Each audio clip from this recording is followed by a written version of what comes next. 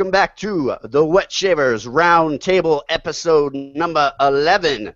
And we are here today, and it's pretty awesome, actually, because we're going to be talking about shaving like always, which is epic. And today with us we have our very own The Truth, David Gonzalez. How are you doing today, sir?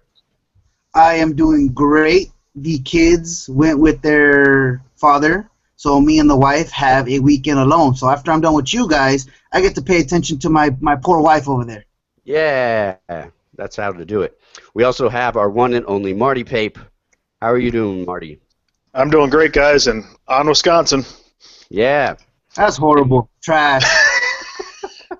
And we also have our favorite Aussie down under, Con Kazazitas. How are you doing? Very well, thank you, and a happy Father's Day to everyone here in Australia. Yes.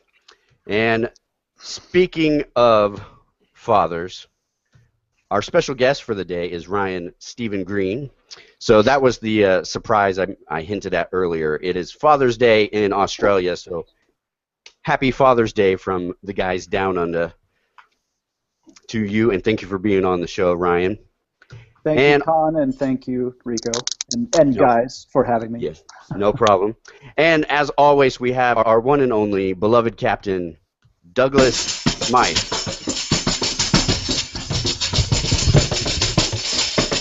All in and young and lovely, but the boy from Pasadena comes walking when he passes these boys and passes.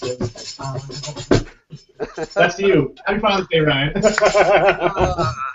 Did Doug just make up a song about me on the spot? I think it's called The Boy from Pasadena. Here I am in Pasadena right now. It's sunny and beautiful, and I'm a boy. So there we go. We never know, Ryan, what is going to happen on the show, especially when it comes to Douglas. So welcome, Douglas, for that amazing intro. And as always, guys, you can tweet us at WS Roundtable so we can get to your questions and answer them live, be a part of the conversation, or you can go on YouTube. Hopefully, there's been a little confusion on this, and I'm not exactly sure why, but there should be a button that says be a part of the conversation on YouTube. Click that button. It'll take you to another screen where you can chat with us live via YouTube. And Ryan Stephen Green is holding it up. It's actually kind of cool. It's kind of weird seeing myself. It works. It does work. It's the old video feedback trick from video production in high school, almost, without the echo effect. Yeah. So, Ryan, as our special guest today, I kind of like to give the folks out there a little bit of info on you because they might not know who you are. So I have a few questions for you, if you don't mind. Of course. First question: how did you and Douglas meet? That's a good question, and I want to hear all the dirty details. I have nothing to hide. My life is an open book, Rico. Okay. How did Douglas and I meet? Well, like so many in the wet shaving community, we met online long before we met in person. Match.com. This is sounding really good. Go on. Tell me more. Pictures.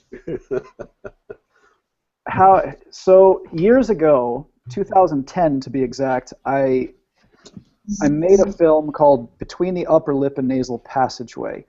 As the title would suggest, Classic. It is a documentary about mustaches.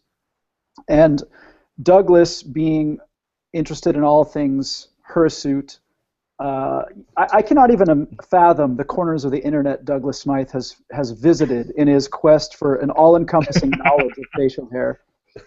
But one of the corners that he chanced upon was my short documentary, Between the Upper Lip and Nasal Passageway. Douglas Smythe, I should have pulled it up on my screen. I don't have it on me. It's not that embarrassing, sadly, but Douglas commented on the video on YouTube and said, "Oh my gosh, I'd love to interview you for this blog that I have. It's called How to Grow a Mustache.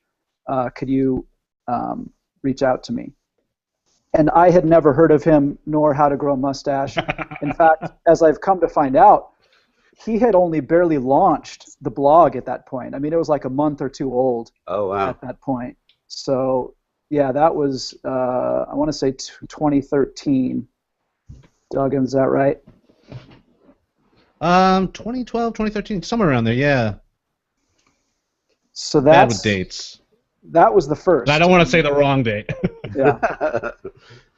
And then it progressed into Moustache and Blade, or not at first. That's interesting. Yeah, it was a prolonged romance. Before we got to Moustache romance. and Blade. Romance. There we go. I knew it. Well, so my second question, because you are pretty debonair there with the mustache. I miss my mustache. I miss my beard. And so how long have you been wearing the stash, and what got you into wet shaving? So that's another good question. The stash has been around much longer than the documentary. So I had been wearing the mustache for a couple years before it started to become apparent how much energy there was around wearing a mustache at that time. Now, keep in mind, this is before mustaches became popular with hipsters. Mustaches were not worn by A-list celebrities at the time. And so that's such a hipster thing to say. Hey, Tom Selleck was an A-lister. Come on. Well, very good point, Mark. It's true. Outside of Tom Selleck, though, it was pretty much non-existent in the beautiful people. Anyway, what was I answering again? You're answering the mustache and how you got into wet shaving. Yeah, so the mustache pre-existed the documentary by a long shot. When I kind of started to feel the energy around people and my mustache when I would walk on the street, that was what actually started the documentary in process. I had never heard of wet shaving at the time. Yeah. The closest I had come at that point, and let me think, I mean, that was probably like 2007. No, it was before that, because I was married in 2007, and I had a mustache for some time before I got married. So maybe I started growing the mustache in 2005 or 2006, I'm not sure.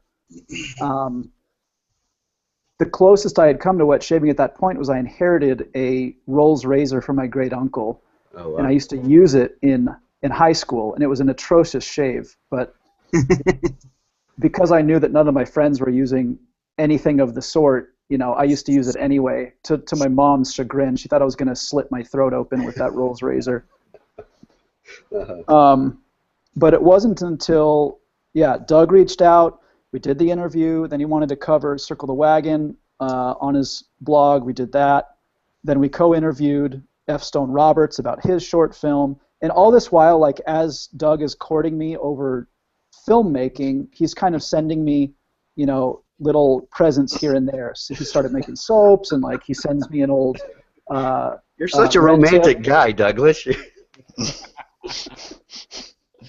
Oh man. It worked. He wooed me, and I mean, it just. I was in hook, line, and sinker from. I mean, as soon as I got that first package with you know, horsehair brush. Hello. What'd you say, David? He had him at hello. Oh gosh, yeah. Pretty much, and that's where I got into wet shaving. So that was now 2 plus years ago or so. Cool.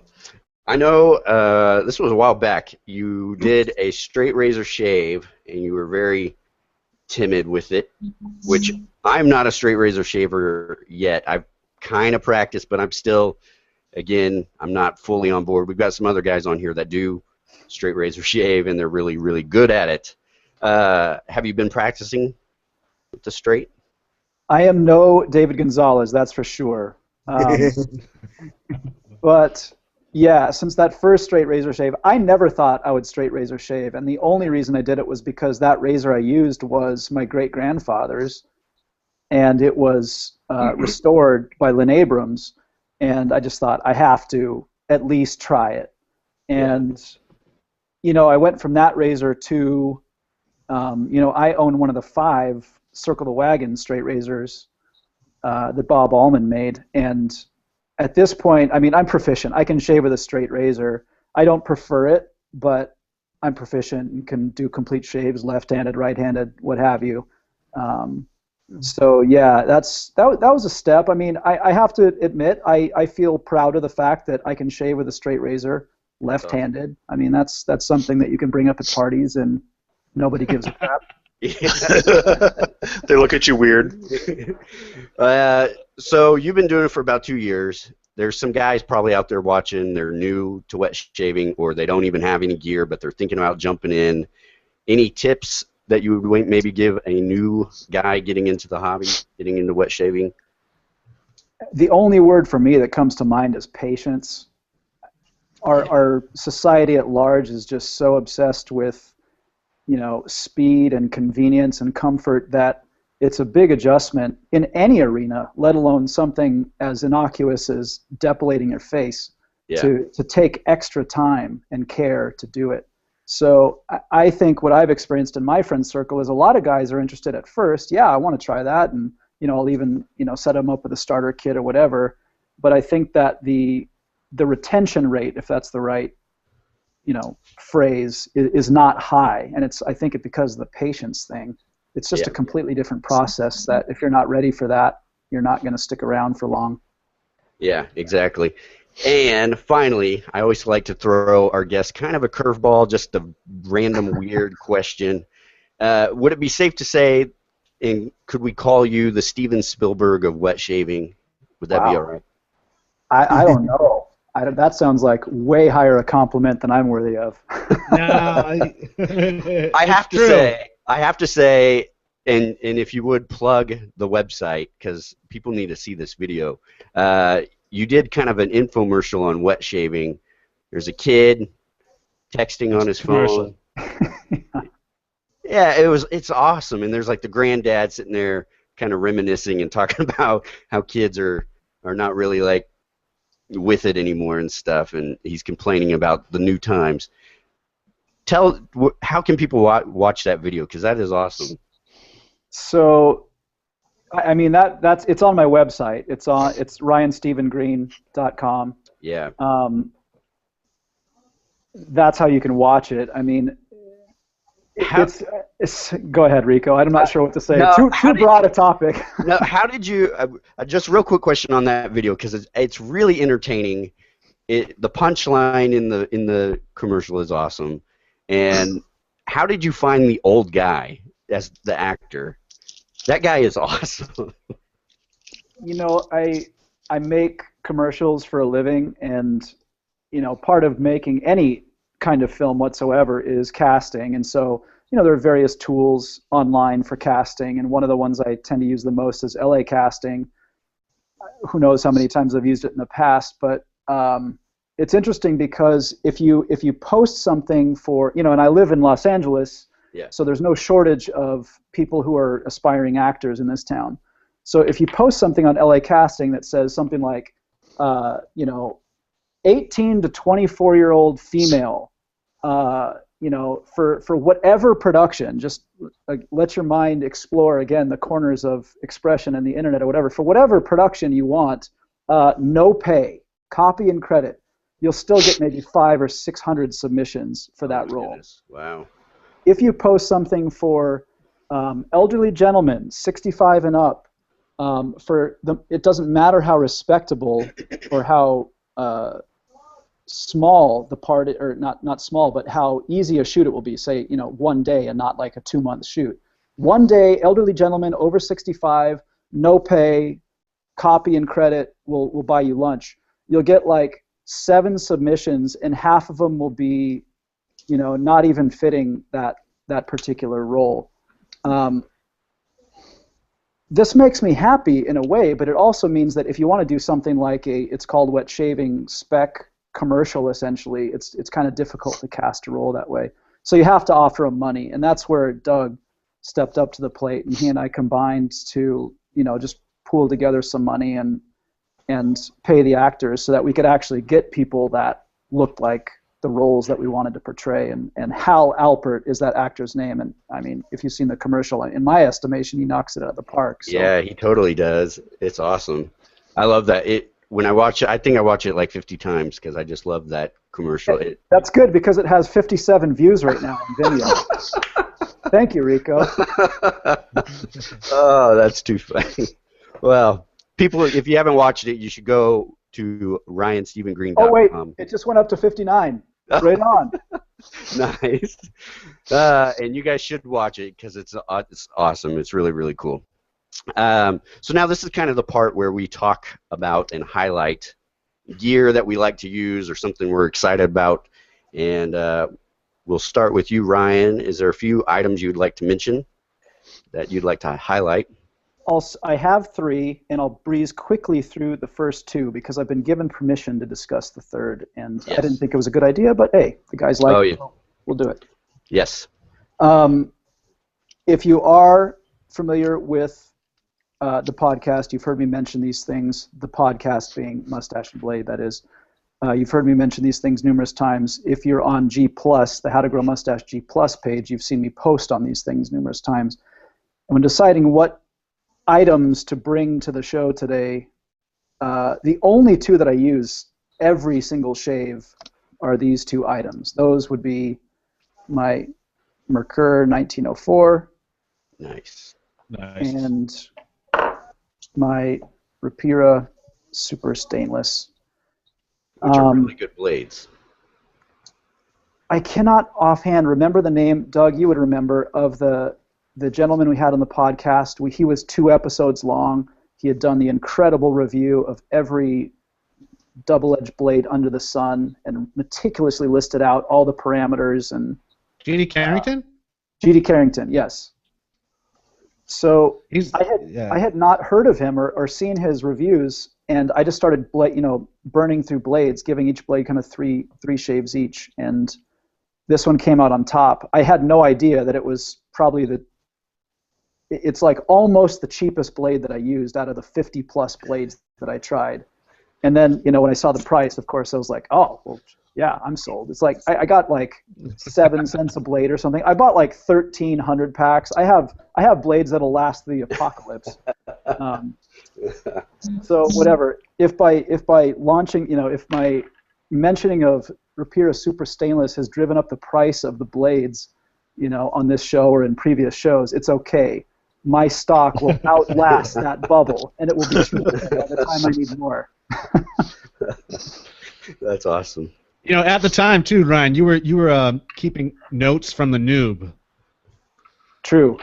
Which is available at the howtogrowmustache.com blog. You can follow his journey into wet shaving. It's true. I was documenting, and my notes are so inferior and just puny in comparison with, your average shave of the day has more information about any of the given products than my early attempts at trying to document my experiences with those first. No, they were good. They were good. That's awesome. Do you want to talk about the soap in just a bit, expound on that, or do you want to talk about it now? You tell me. Let's jump with the other guys, and then we'll come back to that. Very good. So, Douglas, this is our awesome graphics that we have. I'll put those up right now. Bam! Wetshavingtv.xyz, if you guys would go to that, hit send. It's a pre-populated tweet letting people know you're watching the show. And as always, you can tweet to us at WS Roundtable to ask us questions, or, like I said, on G+, YouTube, there should be a link that says join the conversation. Click that button, and you can ask us questions there. So, David. Yes, sir. Anything you want to highlight today? Actually, yes, I do. I have a few things that are actually all piffs from friends in the shaving community. A couple weeks back, Douglas was saying that one of the products that he highlighted was the Gillette Red Tip. Well, yes. Myself, I had never used the Gillette Red Tip. I was considering getting one, but I didn't know what was the difference between a black tip, the blue tip, or the red tip.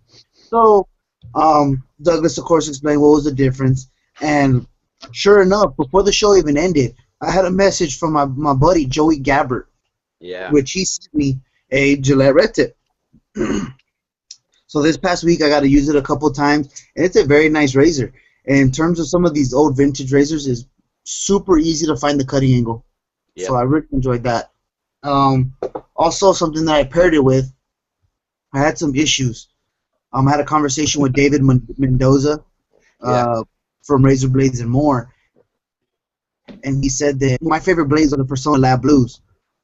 He told me that the newer, I have a bunch of the Persona Lab Blues that are in the blue wrapper. Yeah. Well, now they've changed to the white wrapper, and he's actually told me that they actually changed the process of making that blade, so that the quality of that blade has dropped down a bit. So I was a bit disappointed.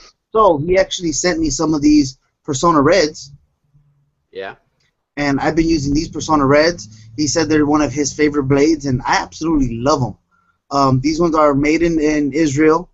They're often confused for the crystal blades that are also known as Israeli Personas. Why, I don't know, but these are actually the Persona blades that are made in Israel. Fantastic blade. I love these blades. And wait. Quick question. Yeah. Do you know the difference on, because I know this is like super debated topic, I guess. People like, Persona has not made it easy on knowing the difference on their blades. They've got so many. So what's the difference between those made in Israel ones and the crystals? Because I've got the crystals. I don't think I have the red ones. What's the difference on them? I honestly have no idea. I'll talk to my buddy Dave and see if he knows. Personally, the crystal blades, I've used them, and they're overly smooth. I don't know if that makes sense to anybody, but I don't even feel them cutting any hair off my face. So it's a very awkward thing for me. I know a lot of people like the comfort of those blades, how smooth they are, but for me, I love to feel the blade on my face. So I need a little something, and I literally feel nothing. I feel like nothing's happening. It's a really weird thing, and you think because, you know, but for me, it made me push harder on my razor, and it actually gave me more irritation because I didn't know if it was anything. Yeah. That happens. That definitely happens. We should have Dave on the show, actually. We should have Dave Mendoza on the show in the future. Do any of you guys know the difference, the crystals versus the red? I don't, but I'd recommend we get in touch with Nick Shaves. He did the video of the Russian blades with his phone and zooming in on them. He might be able to do a video related to those. Yeah. He likes doing that research, too. Yeah, and also, guys, just real quick to the people out there watching, if you, by chance, have information on that, let us know so we can talk about it, because there is I know this has been an ongoing probably since the beginning of wet shaving as far as what the difference is on blades, because that's the one thing I think razor blade companies, DE razor blade companies, have made the mistake on. They do not distinguish blades very easily. I mean, people get confused on the feathers, the black label and the yellow label, and they're the same blade. It's just one comes with 10 and one comes with 5. So, so tweet us that if you have that information. What else you got for us, David? And just lastly, this is another piff from my buddy Peter Tricalis. Obviously, he's a friend of the show. We all know little Peter. And he actually sent me... he's going to be pissed off that I call him little Peter. I'm probably going to get a message right now, too. Yeah. He actually sent me this Imperial La Rocha.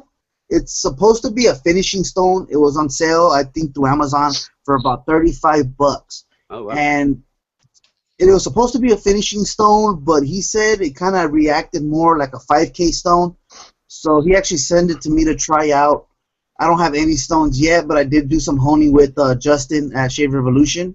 And probably the next time he has a honing event, I'm probably going to take this stone with me and see how it compares to a real finishing stone by Namiwa and maybe like their 3K to just try to find out what this is.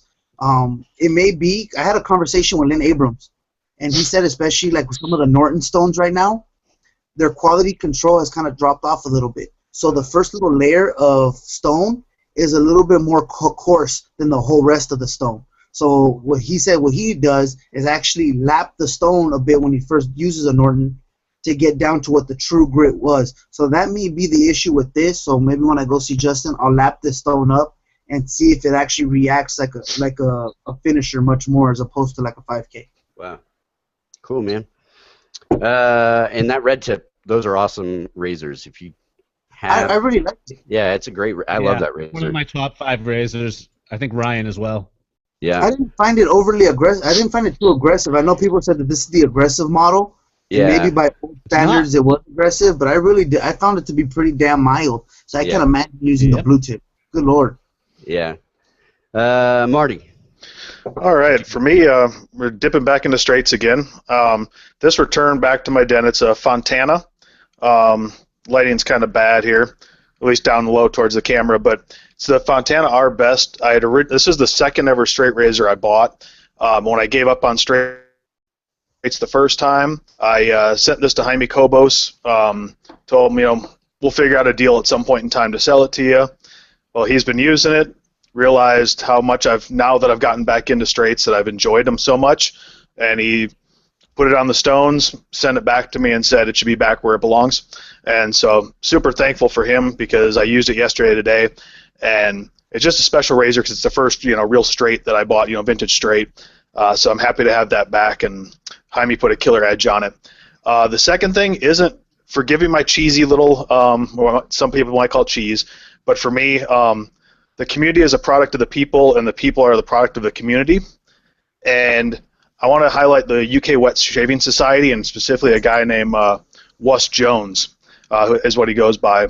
And he started a piff-a-thon through the UK guys of just saying, hey, I'm going to send you a new product, something you've been wanting, and then you send something to somebody else. And just kind of, to me, it's highlighting the people, because that's something that we don't really highlight a lot. So to me, it's a really cool thing they're doing over there. They've got a really tight group, and to me, it's just really cool to see a community do things like that for each other. Yeah. Is it secret though? Is it like Secret Shaver? No, it's basically, well, he started as a secret, just kind of like talking to, I think it was Liam Hannon was the first person he picked, and he was just kind of finding out what he liked, and then said, okay, you got something coming your way. And now I guess the other 2 people, he's kind of already told them what it's going to be, I guess. But just pretty cool. I just thought it was just a really cool idea, a really good community thing that should be highlighted. Yeah, that's awesome. It's really and cool. Then I do have the winners for the, I don't know if we want to do that now for last week's Mantic drawings, or if we want to wait till later. Go ahead and shout it out. Okay. Sent to me by Douglas. The first winner is James Salza. Sorry if I mispronounced your name, but he won the Crown King Sakura Blue Soap and Aftershave, and the Prickly Pear Pre-Shave Jelly. And then Andy Kotler won this Merkur Future and the Long Rider Suave Synthetic Brush. Just get in touch with Douglas and PM him and shoot him your address and such forth, and he'll send them out to you. Yeah, and this will be going up to him soon. And congrats to you guys for being the winners. And Bravo, thanks for playing. Speaking of cheese, you do know you're wearing like a Wisconsin shirt. It's just, of course. It's just irony. It's just, I don't know. Yeah. Con, you have some items you'd like to highlight? Yes, I'd like to highlight 4 items, if I may, very quickly. Yes. This is the current edition of the Mueller R41, which I'm putting through its paces this week. I'm comparing it to the 2011 version, which is a wonderful razor. Very efficient. If you haven't tried the R41, I would suggest you give it a go. It is a beautiful razor. I'm also looking at Edwin Jagger's Limes and Pomegranate Balm, which is a wonderful product. You don't need much of this stuff, and it leaves the skin feeling just superb. Very supple, soothing, very, very good. It's packed with glycerin and aloe vera. It's a wonderful product. Nice. Soaps, I'm using Katie's Bubbles Celtic Knot a bit this week, which is wonderful in itself, but I've been pairing it with an interesting cologne, which is you may or may not have heard of this, the Mont Saint-Michel Eau de Cologne. It's a 250 ml bottle, which is, I don't know what it is in ounces, who knows. That's a lot. It's huge. It's a lot. It's huge. It's very inexpensive. I'm using this as an aftershave. It's beautiful. It's got notes of rosemary and cedar, which is just beautiful. It's not going to last for 5 or 6 hours, but I still get wafts of it sort of 2 or 3 hours later. Nice skin feel, very approachable, and it's a really, really good product. Nice. Cool. Douglas, what you got? Highlighting a tambourine. I have. Let's see. Sorry, that was belly dancing. You can strop with that. Yeah, it's a tambourine strop. Well, let's see. First off, shave. Yes. Beaver Woodwright. This Davy Jones. I got this in yesterday, so I shaved with it last night. Did one pass it last night, and I shaved with it again this morning. And this stuff is something else. Kelly really pulled this one off. The scent is magical. On the side, it says woody, amber moss scent, spicy bourbon, and vanilla. But there's even more going on here. So it's really classic, manly, masculine scent that I can't get enough of, and I'm gonna be using it all week. So this is a great performing soap, folks, from one of my newest favorite artisans happening right now. So Beaver Woodwright, get it where you can. I'm carrying it on the site right now. I just released it today, but you can find it all over the place because it rocks. And with that, what I was using is my vintage. Oh yeah, Seagull. Yeah, this baby is really something else. I actually brought two of them to show you. This isn't the one I was using. This one's neat because it actually has 3 points of adjustment on here. 1, 2, 3 for the blade gap. So it's like one of the first adjustables. But this is the one I've actually was using this week, and it's the open comb, which is really a great shaver.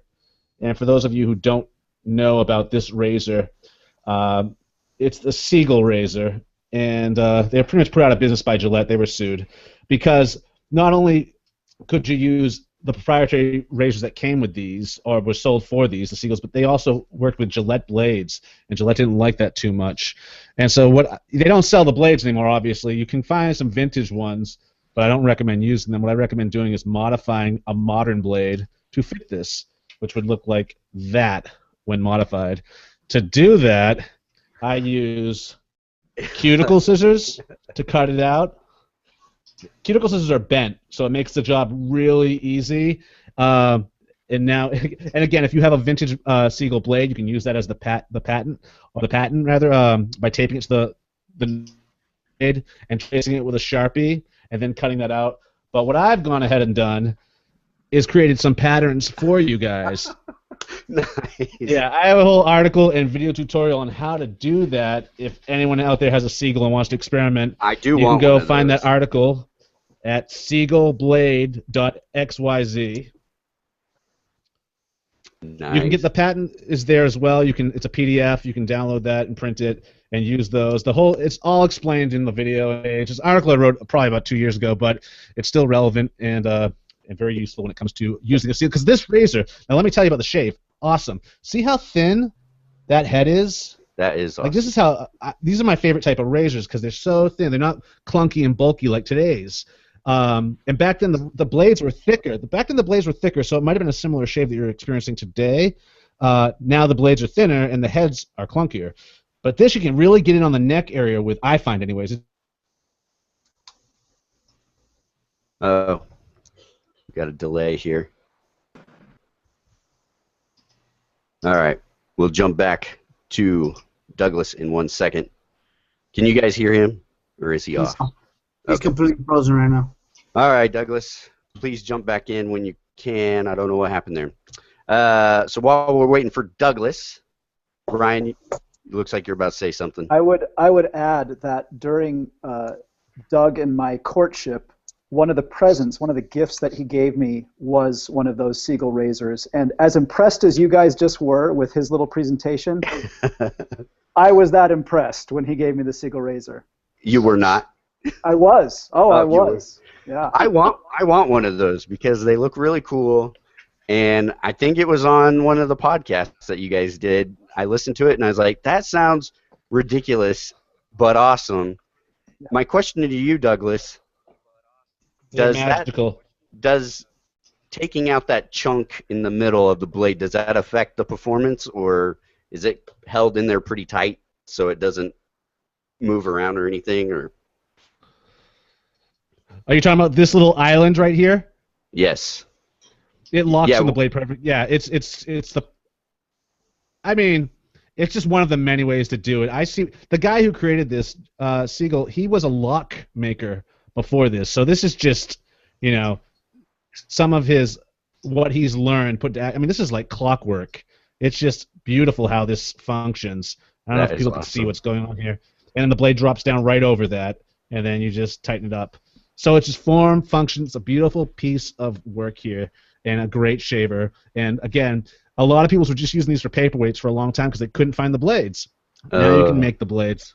So that's been my shaving. Also working on a new one myself called Holiday for Crown King. Oh, man. Yeah, I'm not going to say much about that, but I've been using it. I've been very addicted to that. So that's been what I've been using this week, folks. What are you doing to us, man? Gee whiz. All right. Today I'm going to highlight a few things. I'll get with, I guess, the soap.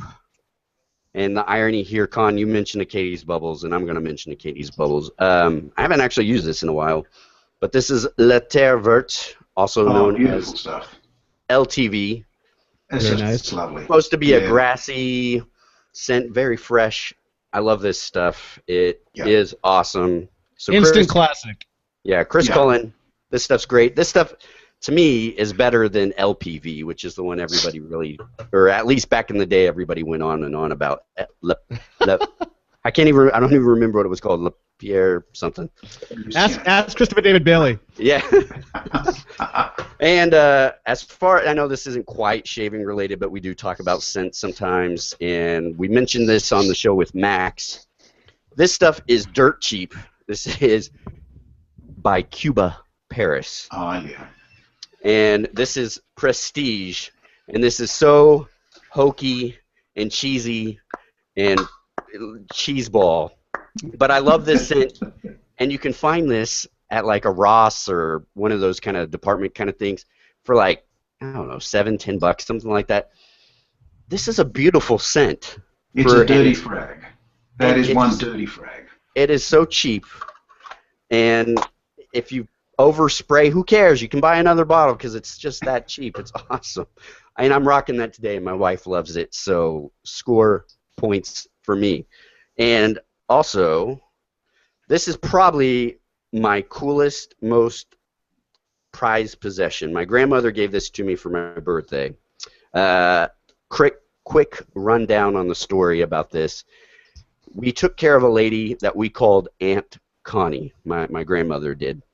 She wasn't related to us. Her name was Connie Chase, and she was like 90. No, she was older than that. She was like 100. It was crazy. But her husband owned tons of property where I lived. He was super wealthy, but he died in the 40s. So I don't know how old she was when she married him, like really young. But this is his razor that my grandmother gave me for my birthday. And it's a Gillette. Came in the original case, 1905. I have not shaved with this yet. I need to get it cleaned. I believe it's all silver. It's got a interesting tarnish on it. 3-piece design. Patina. And if I can get it undone. Yeah, 3-piece design. And it's almost in perfect condition. I don't know. I mean, obviously, the guy last time he shaved with it was prior to the 40s, so it's just been sitting somewhere. And my grandmother gave this to me, and I just thought this was the coolest. And just like Douglas said about the tell me the name. I'm forgetting the name of that razor again that you just mentioned, Douglas. The Siegel. Siegel. This has a super thin head, and it's open comb, so I'm really looking forward to shaving with this. And so down the way, I'm going to get this cleaned up and shave with it. I just kind of sentimental, even though I didn't know the guy that owned it, Mr. Chase. But I'm just very proud to be the owner of this. It's really, really cool. We do have a couple comments and questions real quick. I want to jump to Michael Harris. You are correct. He says, I have some Beaver Woodwright pre-shave oil that performs like a champ. I need to give their soap a try. Yes, you do. and you can try it at phoenixartisanaccoutrements.com. So there you go. Real quick question, we'll get into this, and then we'll jump back, Ryan, to your soap you want to talk about. A guy by the name of David Millett is asking, alum, is it a must? Some guys rinse, and some guys don't. I can't read. Options, please. So I'll tell you what I do personally first. I use it after every shave. I just like the way it feels, and I rinse it off. I don't know if it's a good idea to leave it because it's a salt, but I don't know. David, do you use alum? I use it very rarely. On occasion, on a straight razor shave, I'll be a little sloppy and rough, and I'll use it. I usually just wipe it off with a towel, because if I leave it on, I see that it leaves that kind of almost like a white film on my skin. Maybe because I'm darker, it makes me look ashy, perhaps. But yeah, I at least wipe it off. And I've heard some guys claim they get irritation from it, but I don't know, and I'm sure you can. Ryan, do you use alum? I've never used a block form. I use almost all my aftershaves are Doug's aftershaves, so whichever ones have the alum in it. And I've noticed, like, once it dries, there might be a couple of the bigger chunks that'll just, kind of wipe off, but yeah, I love it. Today I'm wearing Tombstone. It has alum in it. Tombstone. Marty? For me, kind of like David, only on a rough shave or if I've got a lot of weepers that I want to close up. But I wet it down, put it on my face, and I let it sit while I'm doing my cleanup of my stuff. Then I'll rinse it off, dap my face, and then put my aftershave on. Yeah. Douglas, I know you have... Every day.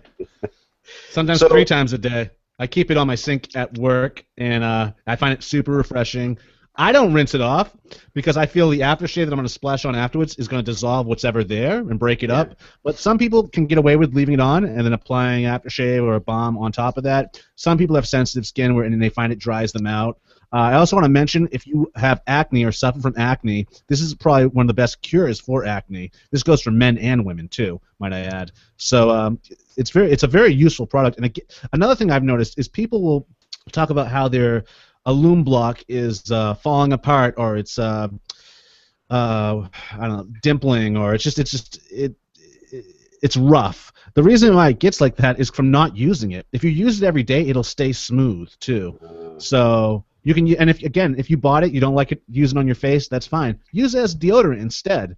In fact, even if you already have an antiperspirant or a deodorant you're using, put that on first, and then put your deodorant on top of that for dual action. Yeah. And Con, alum?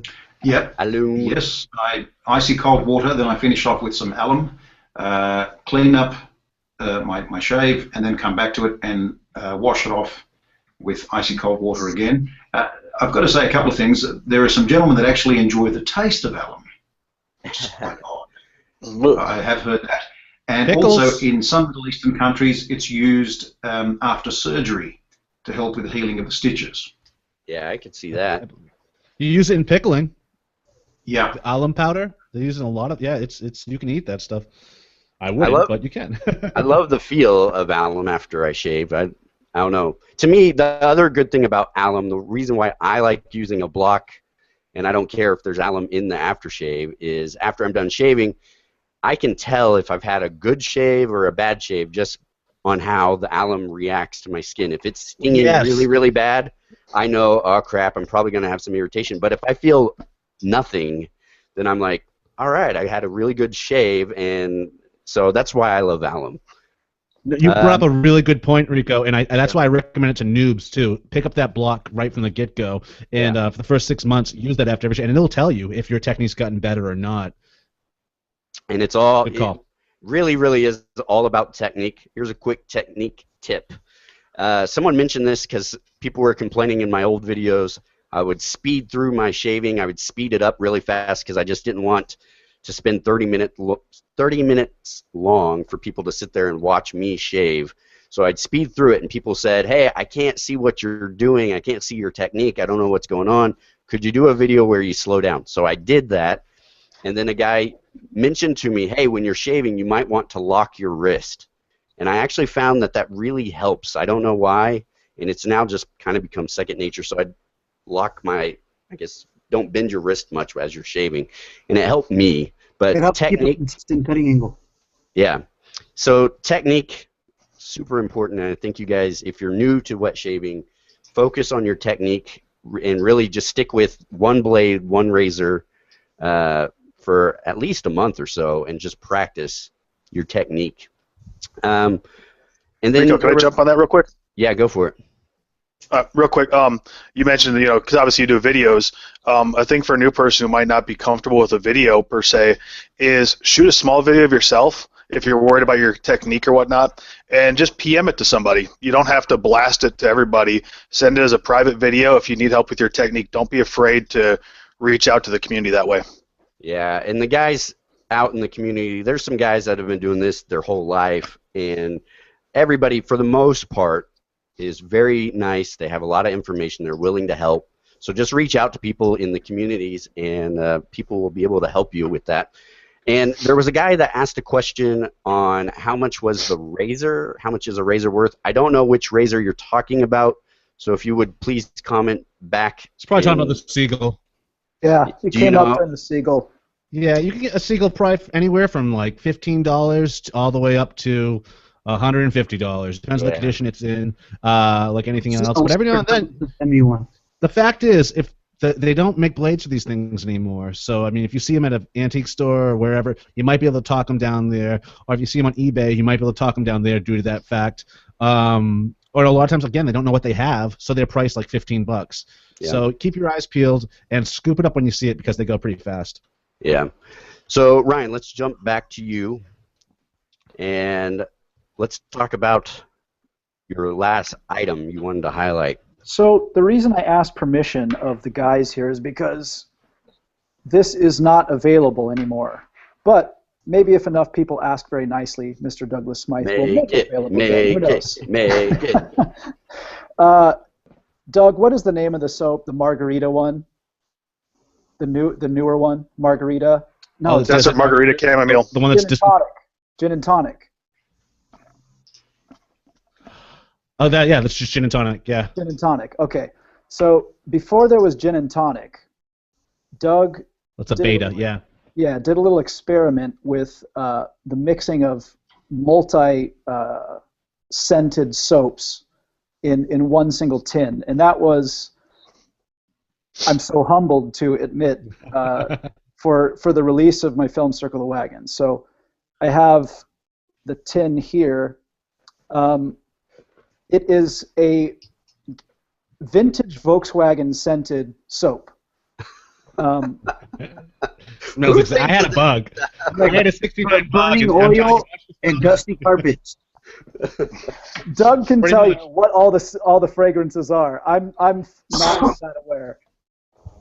It's that burning rubber. It's like a 3M adhesive that's holding your floor together. It's a dried out horsehair in the seat. It's gasoline for sure. It's motor oil. If you've been a vintage VW, you will remember this scent for the rest of your life. I owned one for a couple years.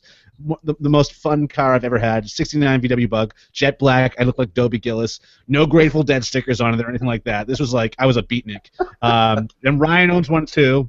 So we know intimately the scent, and it had to be recreated. And I think the only people buying that soap were the ones who know. Yeah. So Ryan, how authentic was the scent? I've sat there with my tin of soap, watching the film. Just sniffing, as we kind of tour down Route 66 in a 72 Volkswagen bus, and. There's something to be said. The gasoline comes through more than anything for me, and at least in the case of that particular 72 bus, there was plenty of gasoline smell, plenty of fumes coming in from the engine cavity into the actual cabin. So, yeah. Now here's something is. Not only did this soap come with 3 scent upgrades that were in the shape of a Christmas tree, like the Christmas trees you hang from your vehicle as air fresheners. Air fresheners. We sold out so quick this. I think Doug, you only made like 50 tins or something. I mean, it was like. I think it was 50. Yeah, 50 or 75. Yeah. It was no soap at all. I mean, it was so few. So we sold out immediately, and so myself and the Circle the Wagon team didn't even get tins ourselves. So Doug actually made another batch for myself and the Circle the Wagon team. And the second batch, and this is what makes this particular tin so special and why I wanted to share it, is mentholated. So not only is it gasoline scented, it burns your face like when gasoline. you use it. Nice. So yeah, there's like a scene in the movie where Dave is covered in gasoline. Yeah. Wasn't there like a Circle the Wagon brush too, if I remember correctly, or something like that by Robert Carey, I think, or? Yeah. Yes. Wow. That means gasoline's gonna go get it. Wow. What? Okay, I thought I remembered that. What is that brush? So this was one a horse of. there. This is one of the ones that was made for the crew. I don't know if you guys can rewind your mind to this point, but we made 25 available to the public, and people were asked. 5 people got numbers 26 through 30, and so Doug got emails that were passed on to me. Hey, how come my brush is number 26 or 27 or whatever? Well, this one is actually number 4. It's really tiny on the bottom. This was made for a crew member, and it has these ones came with a box. Wow. It has the Circle the Wagon thing on the thing. So Robert made these boxes by hand. He made it was just like, it was an unreal kind of wet shaving event around the release of a film. So. And there's rust. There's a piece of rust in the bottom of the handle too. I don't know if you saw that. From the actual vehicle in the film. Yeah. Oh, nice. That is cool. That is really cool. Yeah. And the brush is horsehair based on what the seats were stuffed with, too. So it's all Doug thematic. sells it way better than I ever could. And I just noticed that. And then there's the straight razor, which is the shape. Yeah. Yeah. I do want you to talk about the straight razor real quick, and kind of talk about the film and how that all came about. But that knot is huge. That's a pretty huge knot. It's not that big. I think it's not 24. that big? Yeah. Okay. It looks huge. 4mm horsehair. That's nice, man. That's really, really, really cool. Yeah. Con, looked like you said we had a question over on Twitter for Ryan. Yes, we have a gentleman by the name of Ed Waters who wants to know, Ryan, how long did it take you to grow the stash? Ed Waters, great question. So I mentioned the energy around the mustache when I first grew it back in whatever it was, 05, 06. And one of the most common things that guys would say is, oh my gosh, I could never grow a mustache like that. I wish I could grow a mustache like that. And the fact is, I mean, I won't say that a mustache is for everybody, just like a pixie cut isn't for every girl out there. It's a personal thing. Facial hair is very personal. I could not grow a Van Dyke like Mr. Smythe does. Few can. or like him from the Powerpuff Girls or whatever. You can grow a mustache. I think the only ingredient that I had missed in my very early attempts throughout college and things to grow aborted attempts at mustaches was I didn't give it enough time. I'd grow it for 4 weeks and it'd be like that just horrible molester, what is it called, molestache or whatever. And I was like, what's going on? Why can't I grow a mustache? Well, at one point I just got fed up and I was like, I should have a mustache. I'm going to do whatever it takes to get there. And I just let it grow for like 3 or 4 months, and lo and behold, hey, there it is. All it takes is time. You got to let the top hairs grow long enough so that they go all the way down to the bottom. Don't trim the upper lip. Yeah. Yeah, I grew a crazy beard for a whole year, and a bunch of guys were like, I can't grow a beard.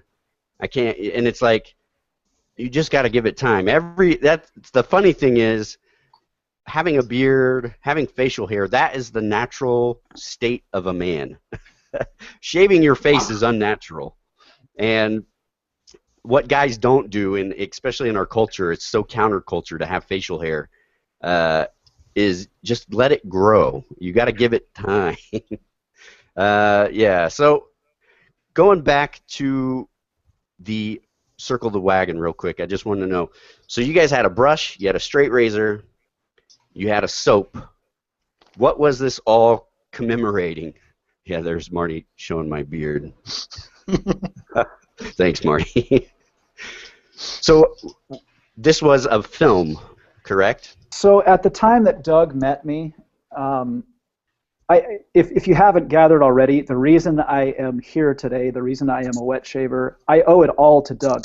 Doug earned kingdom dollars in wet shaving heaven for roping me into this whole thing. The event was, and at the time Doug met me, I was nearing the end of completion of my first feature-length documentary. It's called Circle the Wagon. It's on a 72 bus that is in absolutely no shape to still be on the road. It was purchased on eBay for $787 and sight unseen. Yeah, attempted to. My buddy Dave, who is the sort of main character of the film, attempted to drive said bus from Des Moines, Iowa, back to L.A., where he was hoping that this Volkswagen bus would be his daily driver. Nothing of the sort happened, but a documentary film ensued that became my first feature-length film. And so it was 6 years in the making, which is probably sounds like a lot, but in the world of independent feature documentaries, that's not uncommon. So to celebrate sort of the completion of the film and the release, once we got distribution, we created these, just a very limited quantity of each of the products to sort of just celebrate the completion of the film. And of course, they're all Volkswagen themed. So. Yeah, that is super, super cool. So we got a few questions here for some guys. So let's go back to the alum. We got Michael Harris asking, to use alum as a deodorant, do you wet the block first? I'm not using it directly after a shower. Yes, wet it.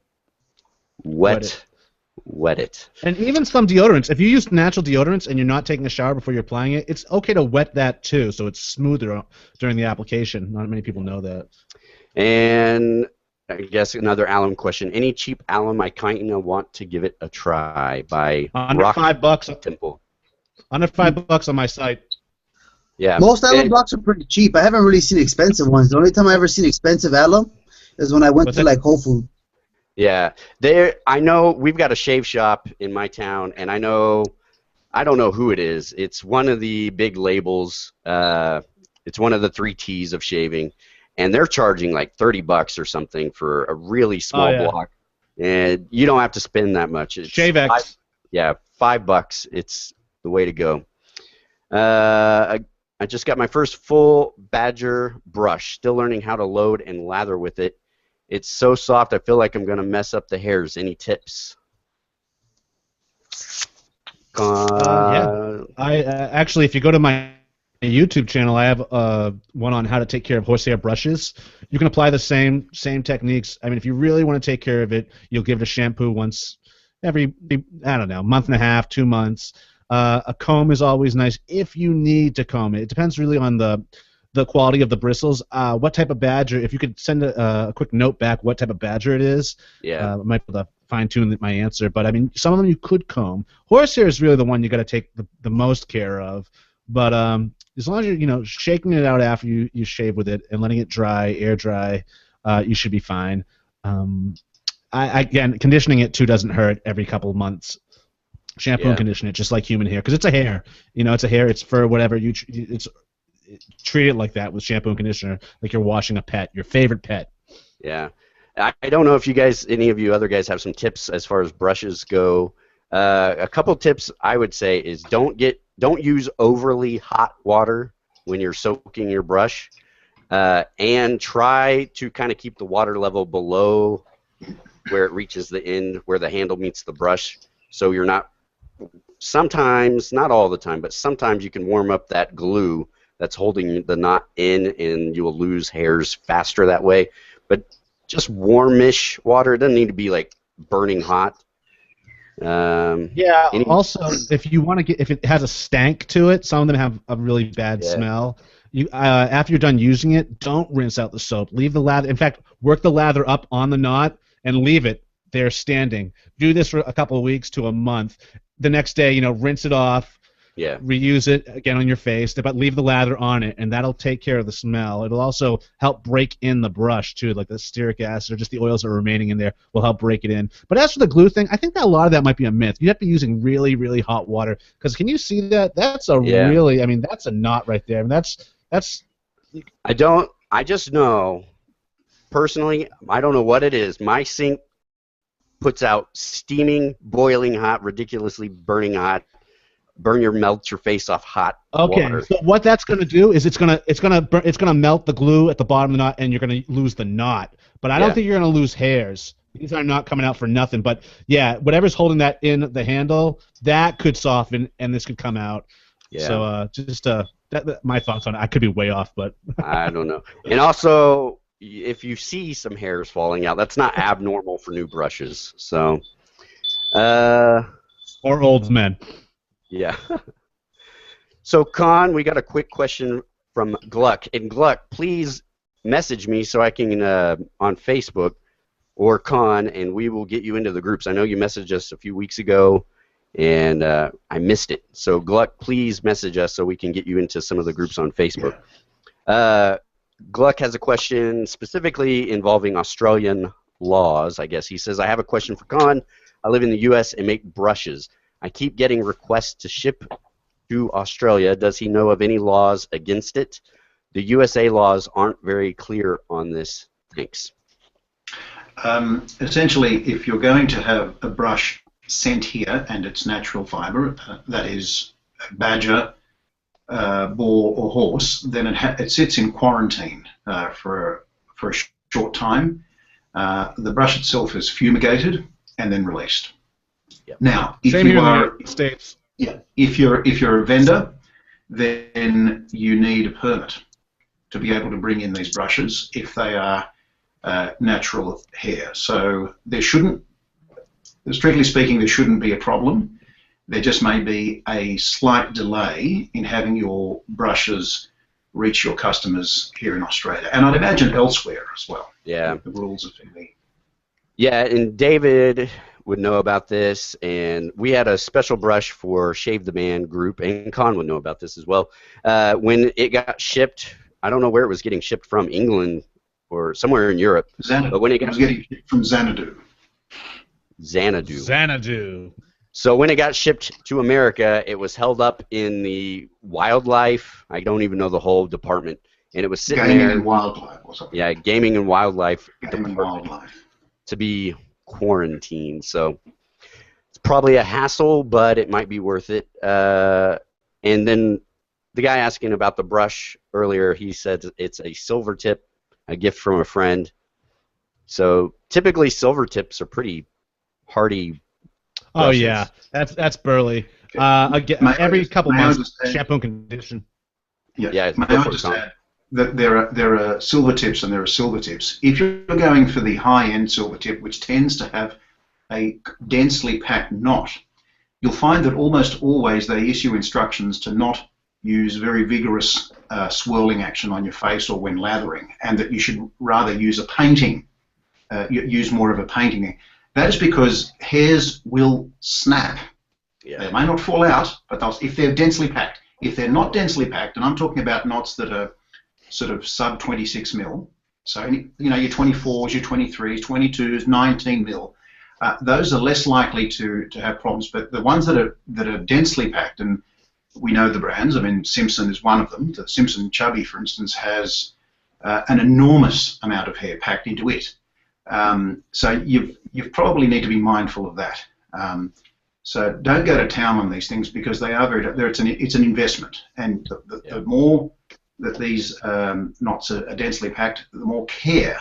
The more expensive they are too, I have to say. The more care you probably need to take in using them. Yeah. So Gluck responded back, just saying thank you, just so I won't be breaking any laws or risk a fine. He said he's not going to be a vendor. He's just trying to send it to a person there. So you should be fine there. And Beaver Woodwright, and I don't know, Douglas, you might know on this. Some have suggested using Dawn dish liquid to clean the badger hair. Don't do that. I know Nick Shaves has a video on breaking in a brush, and I do it every once in a while, just a little bit. I haven't had any problems.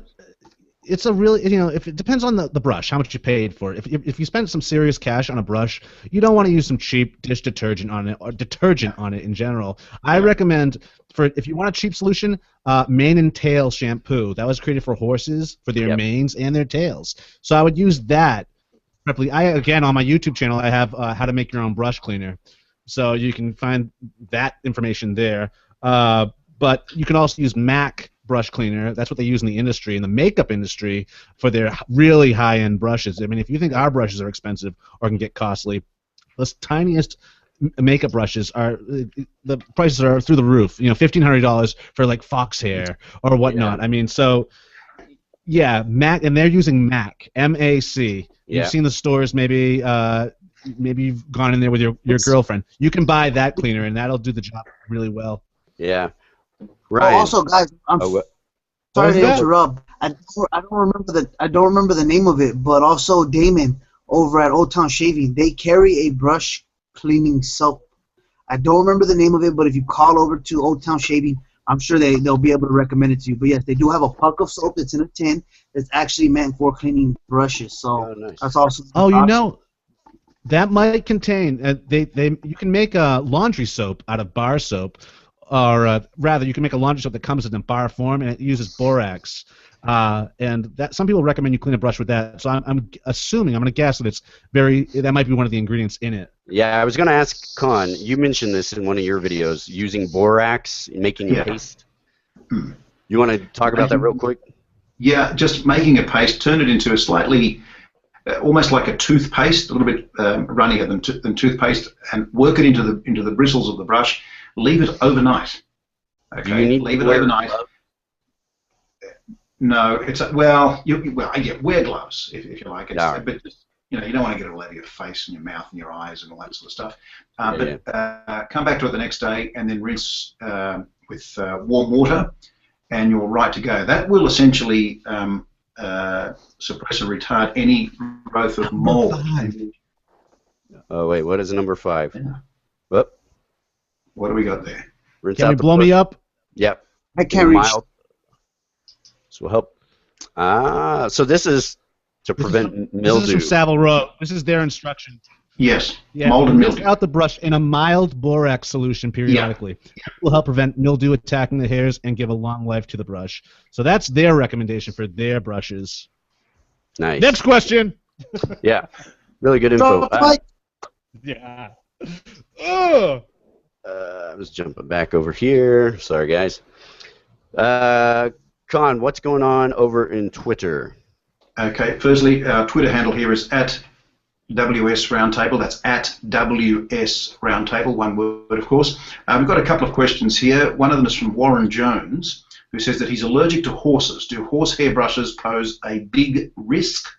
Unless they have anthrax, no, I would suggest. Although, I don't know, I'd defer to the gentleman and see what they think. I know Douglas uses a horsehair brush. Yeah. Yeah, I mean, I'm a huge fan of horsehair brushes. As I've mentioned in the past, I call them the George Harrison of brushes. But they're in between badger and boa brushes for me, feel-wise. And as long as it's collected humanely, the hair, through combing the horses rather than putting them down just for their hair, which is kind of a waste of a horse. I say go for it. I love my horsehair brushes. Yeah. Great for lathering, great backbone, great for lathering, great for bowl lathering, great for face lathering. It's an all-around great brush. But you really do have to take care of their hair, their thin hair that will get nappy and happy. Maybe not so happy, but they will get nappy like Bob Marley if you do not comb it out after each use. Yep. And again, with the swirling action, a lot of times I would not recommend swirling the horsehair brush either, because not only does this action snap the hairs, it also winds them together. So there's that my take on horsehair brushes. But I love horsehair. Let's jump back over to Twitter, and as always, like I said, WS Roundtable to tweet us your questions. Con, what's going on over in Twitter world? Okay, we have a question here from Christian Lavesque, who's saying, what's driving soap innovation? Is it changing customer needs or new ingredient discoveries? Personally, accessibility. On my end, Con broke up, so I couldn't understand the first few words.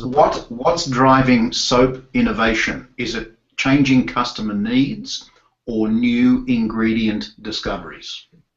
I think it's constant customer demand. Everybody wants soap. Even though, again, I have 60 soaps in my den, probably more, and I still want more. I'm frustrated that I haven't bought a soap in 2 weeks. I'm seriously grumpy about that shit. That's why I don't dread about new artists coming out, and some people even argue that it oversaturates the market. Have you fucking seen the addicts that we are? We buy this shit. That's okay. As long as the artist is not an asshole, which I haven't really dealt with an asshole artisan, thankfully. Well, there was one guy. I'm not going to mention his name. He was an absolute dick, but that's a whole separate issue. If you want to know who that is, you guys can message me afterwards. I'll tell you he's an asshole. But generally, as long as the artisans are cool and their shit works, hell, the more the merrier. Everybody has the damn barbershop scented soap out there. They all smell a little bit different. Who cares? Keep on coming. We want it. That's what drives the artisans coming out and more soap coming out. We want the shit. David, perhaps you can let us know what you really feel. I don't know if that answers the question, though. I think what he's talking about is innovation in soap. And I think what's driving that is now we have access to oils, to really exotic oils and butters that we didn't have before back in the day. I mean, the traditionalists, they want their tallow soaps. Tallow was an ingredient that it was a byproduct of the farming industry. It was just a cheap, easy ingredient to use that was high in stearic acid. So that's why it was used all the time back in the day. Now we have natural butters and oils that are finally available to us in the United States that are high in stearic acid, if not higher than tallow.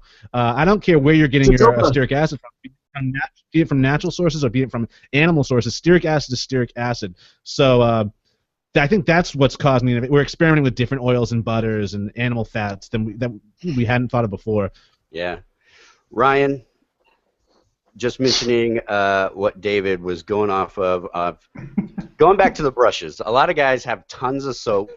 And if you've got a new brush, I do recommend using, if you're worried about your soap sitting too long, I do this a lot with new brushes. I like to use multiple soaps to get the funk out of the brush.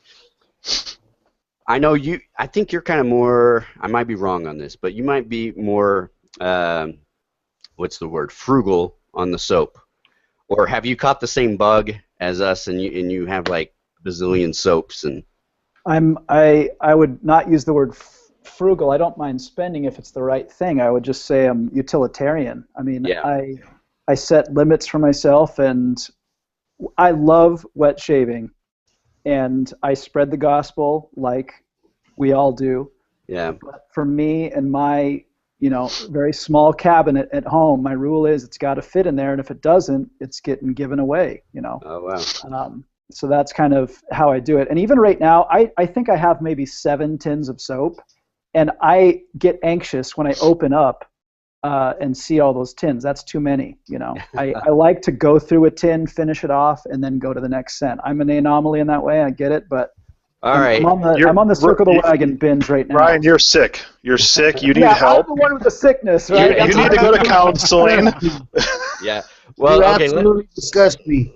Let's do a quick rapid fire panel Q&A. Yes or no? Have you Titanicked a soap yet, Ryan? Yes or no? Oh, like half a dozen of them. Oh my goodness. David, have you Titanicked a soap? Not a single one. None. The only one that may be close is a soap from Van Yule. Yeah. Because both me, my wife, and my stepson like it. It's really easy to lather, and it's generally really soft. So I think we all over lather that damn thing or overload it. So we're eating through that one quick. But hell no, No other soap except for that single soap am I even close. Marty, have you Titanic to soap? Yes, because of stupidity. Tob's Cream, I loaded it like a soap all the time because I was a newbie, had no clue. All the videos I saw were people loading soaps, and I went through that real quick. Yeah. Douglas, this is ridiculous to ask you this. Have you Titanic to soap? I feel like this is ridiculous to ask you. I did. When I was first testing out how to grow a mustache, the Synergy formula, way back, I needed to answer the question, how long will this last? Because it was 8 ounces of soap. I didn't do a 4 ounce. I originally just did a half a pound of soap in the large CD size, DVD size tins. So I needed to test that out, and it was 3.75 months of shaving with it every day. Wow. 4 passes. And have you done that since then? I have probably about 3 soaps, and very similar to Marty's experience, I was using Dreadnought like nobody's business. I mean, I was using way too much, more than what I needed when I first picked it up. Yeah, Con, have you Titanic? No, I have not. I still maintain a healthy relationship with all the soaps that I have. I just can't call anything over. It's not over at all. With any of my soaps, I still have all my soaps and have not Titanic'd anything. I've got 2, I would say, are almost Titanic. One We're calling it ghosting. We're calling it... Yeah. What did David call it? Smashing it.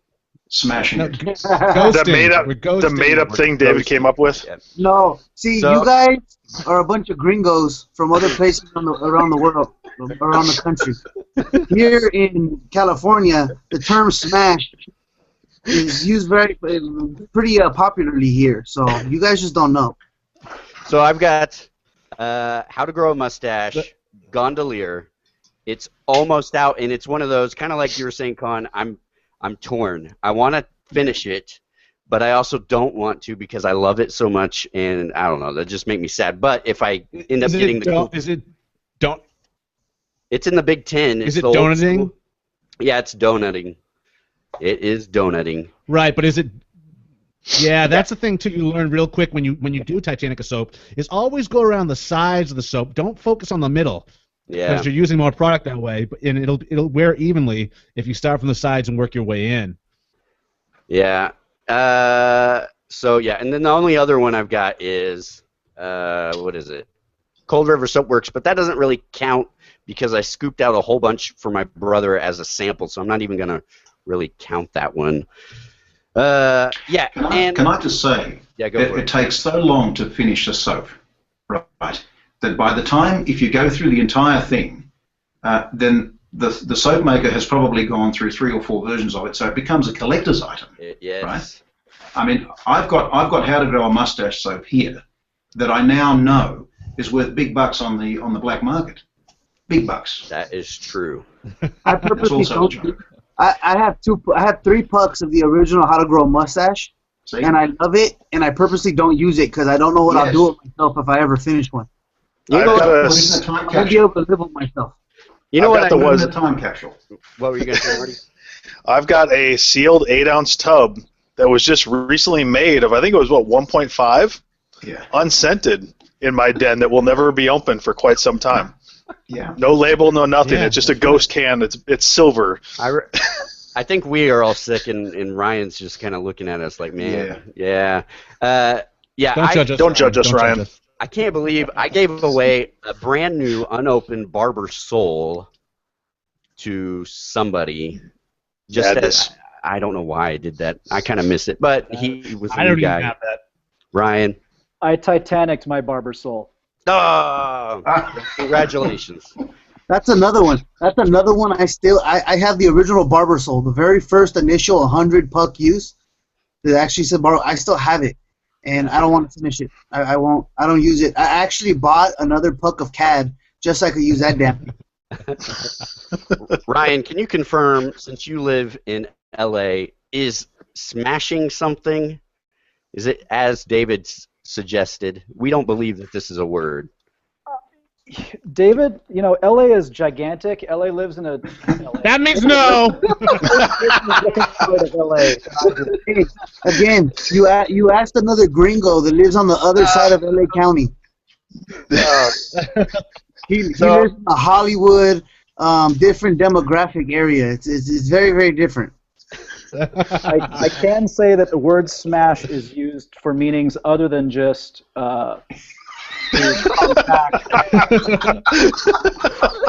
it's similar. Yes. Similar. Yeah.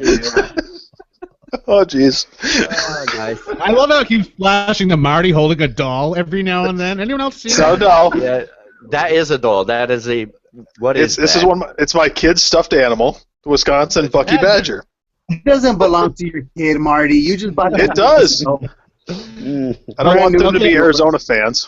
I see a question from Dave Millette. You guys see that? Yes, and he is asking, is wet shaving a niche market? I cannot find a razor nor a DE blade at our local retailers.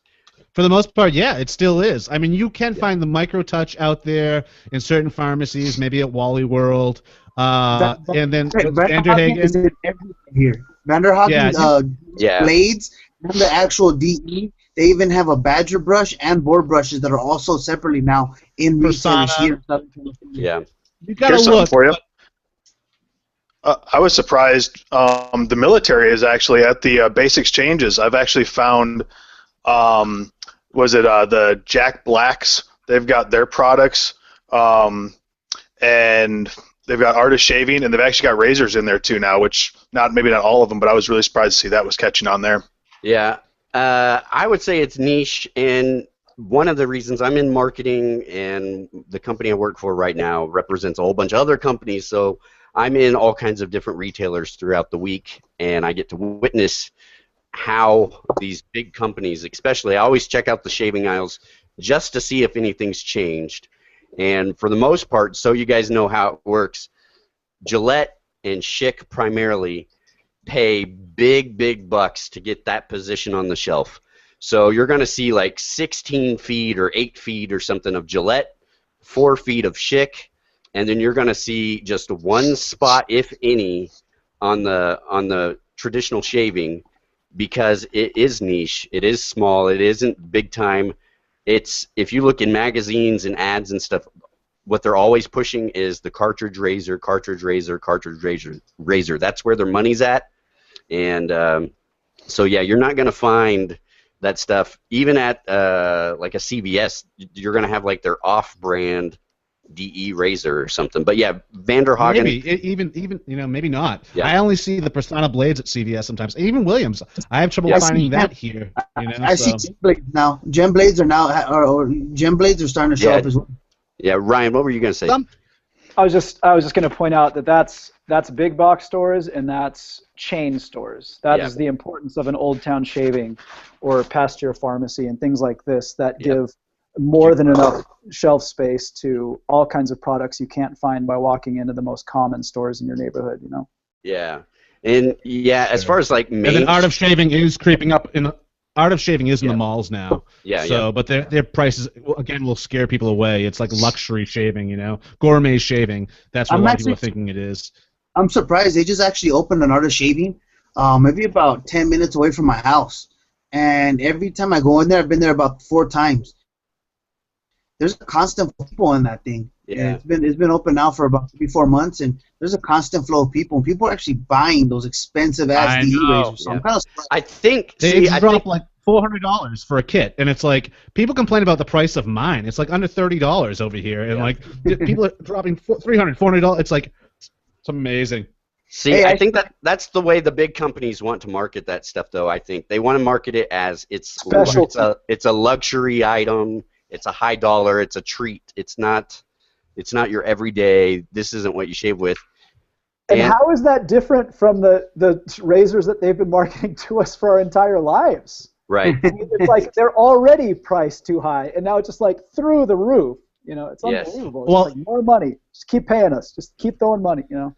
Oh, I still feel that they're and it's green. Procter & Gamble. Procter & Gamble owns the cartridge razors, and they own Art of Shaving. It seems like they wanted to own the Art of Shaving or the wet shaving world to scare you away from wet shaving to keep buying the cartridge razors. Yeah. And they own both horses. Something you said a while back, and I don't know why this stuck with me, Ryan. Kind of glad. That's kind of one of the reasons I'm glad you're on the show, because it just popped in my head as we're talking about this. You were talking about something, I think, along the lines of box stores, what they're trying to push on us, the really expensive stuff that they've just been saying, this is how you do it, this is the way things are, just keep going with the flow. And you said something along the lines of, I'm tired of living that way, I don't want to lie to myself anymore, or something. And I just thought, that's a great philosophy, and I think it really, really applies with wet shaving. It can apply to a whole lot of other things in life, but I just like that mind frame, because the stuff you're finding at the box stores, it was like a weird revelation through wet shaving. It was the best stuff that you want in your life, the stuff that's really going to be beneficial and good for you, you can't find in a box store. No. So it's kind of that idea of like, I don't want to lie to myself anymore. Why do I want to use this expensive thing? Anyway, I just wanted to say thanks. That stuck with me. You said it in one of the podcasts. I'm glad. 500 years from now, maybe, philosophical books will pop up with knowledge that was gleaned from this whole rebirth of the wet shaving. Yeah, Ryanisms. I mean, if I were to be canonized in such a way, I'd be very surprised. But I'm glad. I mean, for me, it has been that big of a revelation, and I've probably expressed it in any number of ways, both on the podcast, and to friends on an individual basis. But it's like dancing. What do you want from life? Do you just want to accept what the flow, what the mass, what the big companies are telling you need or is good for you, or do you want to choose the things that are right for you? Yeah. And this is just one way, for me anyway, and obviously for you guys as well, that we're able to just state, no, I want to choose what's right for my life. And I mean, the ultimate expression of that, I think, is what a Doug is doing. It's like, not only am I choosing what I want, but I'm making it for myself, and I'm also making it available to you. That is amazing. I mean, as unique as this soap is, I didn't make it. Doug did. Doug gets the ultimate satisfaction from something like this. It's like, I made this exactly how I want so that I could shave with it, so that I could have the satisfaction of doing something on my own with nobody telling me what to do. Yeah. That's amazing. No, they will. Well, I just want. Can I just say that, there's a lot of noobs listening to the show right now that really don't know where Ryan's coming from. Ryan was another host, was the host with me of the Moustache and Blade podcast. Yeah. And I think a lot of people don't even realize that existed. I mean, it still does exist. We just haven't done a show in a while. But for those that are interested, it's on iTunes, it's on Stitcher, it's all across the internet. But Moustache and Blade show.com will take you right there. But I mean, Ryan's got some great classic moments on that show because he was just starting off as a wet shaver, so it's interesting to follow his journey, and I'm really glad and proud that we followed him as we did, because it's just listening to him now, it's like, he says it so poetically. He puts everything I'd like to say in so few words. He says everything I struggle to say every week. Ryan can just nail like that, because he's a documentary filmmaker. This is his bread and butter. This is what he does, and it's an art to this. And I respect Ryan Stephen Green endlessly. Yes, thanks for being here today, Ryan. Yeah. Thanks, Doug. Yes. So, guys, we are right at hour-and-a-half mark. Time flies by with the show. As always, I just want to say you can tweet to us every week at WS Roundtables, and we can answer your questions there. Congratulations to the winners of the awesome shaving gear. I also want to say a big thank you to our guest, Ryan Stephen Green, for being on the show. He is a filmmaker. He is a podcast host. He was very inspirational to me as I was starting in wet shaving, and he is also a dad. So congrats on. He's a Renaissance man, all-around Renaissance man. So Ryan, this is fantastic having you on. Really enjoyed you being here. If people wanted to find you, where would they go to check you out? You could go to my website to see work, including the aforementioned heirloom spot Doug talked about. It's ryanstephengreen.com. Stephen with a V, and green just like the color. And, well, thank you, sir. I mean, pretty much the only forum I participate in is How to Grow Mustache G+. Yeah. And if you're a member of that forum, you know that I've been a little bit absent for the past 3 months, as I am a new father. And but yeah, that's where if I am to post a shave of the day photo, that's where it goes. So. Cool. Well, thank you for being on. We really appreciate you being here today. Pleasure. And David Gonzalez, where can guys or ladies find you online if they wanted to check you out? You can check me out on Instagram, YouTube, and Twitter under the name So Sharp David, all one word. So Sharp David. And we have Marty Pape. Where can people find you? Everywhere as Marty Pape, and then martypape.com. Con Kazazidis, the guy who never can be found. shavetheman.com.au. shavetheman.com.au, and this is where you can find Ryan at ryanstephengreen.com.